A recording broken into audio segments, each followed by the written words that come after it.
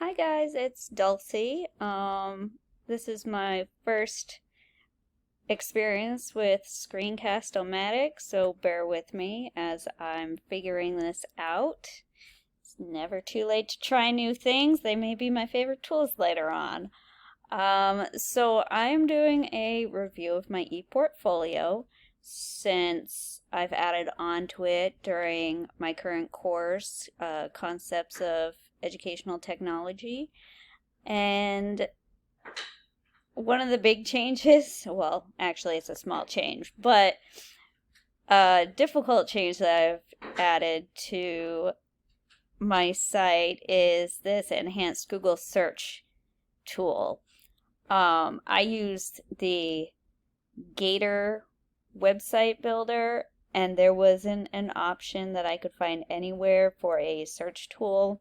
So I spent a whole day looking for HTML embed codes that would make a search tool specifically for my website. Long story short, the easy solution was going to programmable search engine.google.com, and they did it for me. I got the code and I was able to add it to my site. For future reference, in case you ever run into that issue yourself, two assignments that I added, I had saved space for in my last class, I added were my Learning Manifesto and Growth Mindset Plan. So I'll do a brief overview of that. Basically for this, I had to reflect on my personal experiences of learning, and I related it to my husband's experiences and how both of those had driven me to become a teacher, because I thought that no student should fall into the cracks, and I wanted to do everything I could to not only, keep students from falling into the cracks, but also help the students that I have come out of them. And I provided some resources, what is best for the students, finding ways to balance, their ability to pass testing scores, because that is the educational system that we have today, and focus on student growth. I have some videos in here and my personal learning. Then for my growth mindset, I have an explanation of why I chose to focus on a growth mindset plan for school staff rather than students. When you visit this, you can find my explanations. I have a brief overview of the mindsets, why they're important, how to adapt and change your mindset from fixed to growth, and my plan and resources. So these assignments were fantastic for me because they had me reflect on myself, my intrinsic and extrinsic motivations, and how that is balled up and applied to my teaching styles and my goals for the future. So the biggest thing that I have changed about my ePortfolio, originally in my last class, it was just one page for EdTech resources, and I had only put 3 or 4 of them in there, or maybe it was 6.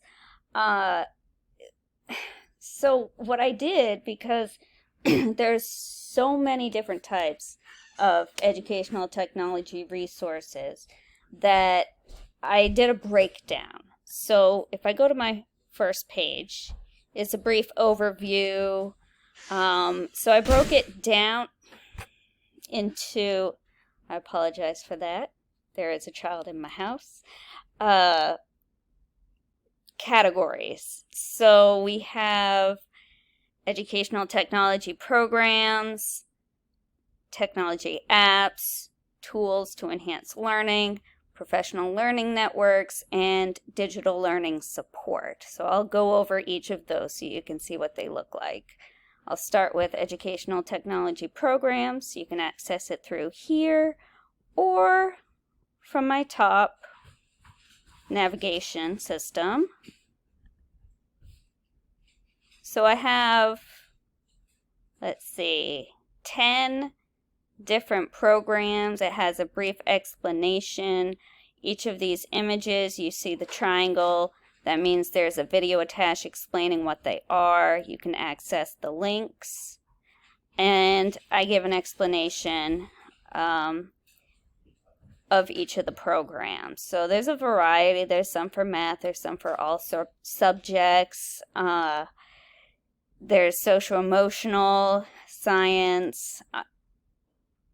I have only tapped into a small chunk of my resources. So my plan is to build this section, a little bit each week, adding another tool or resource. Then we have technology apps. So same process. If you see a triangle, there's a video attached, you can link and there's an explanation. And then tools. Same thing. Most of these do not have videos because they're not necessarily a program or an app with an explanation. But the explanations are on the home pages, and I give some underneath. So my professional learning networks and places for professional development, these images are hyperlinks to each of them.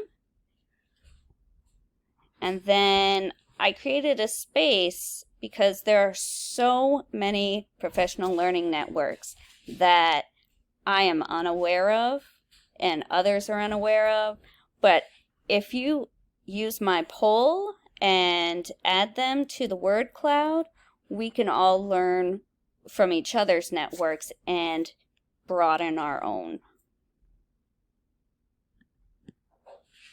And then here is digital learning support. Same concept. There's image that's hyperlinked. And a lot of these I felt were important because of the,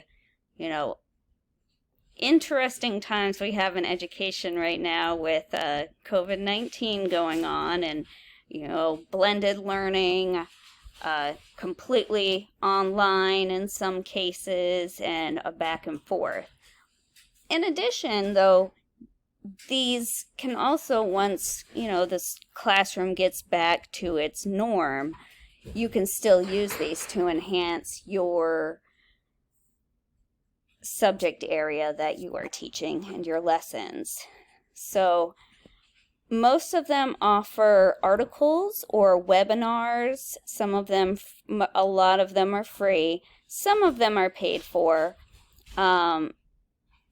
but they will help support you and me in how we go about teaching our students this year.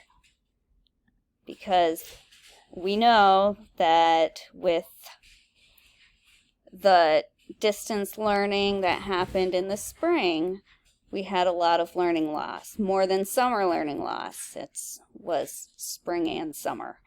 So it's important that we get our students back on track. So that is a review of my ePortfolio.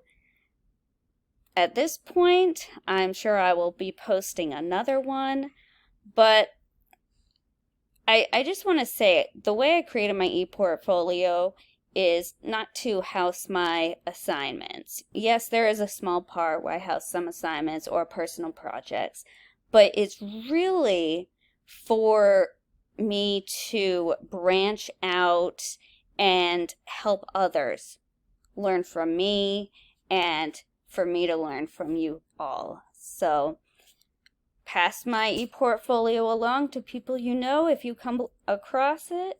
I'm going to end up making myself a professional Facebook, Twitter, and Pinterest account so I can add more information and be connected to more people. All right, well, that's all I have for today. Thank you for watching my video.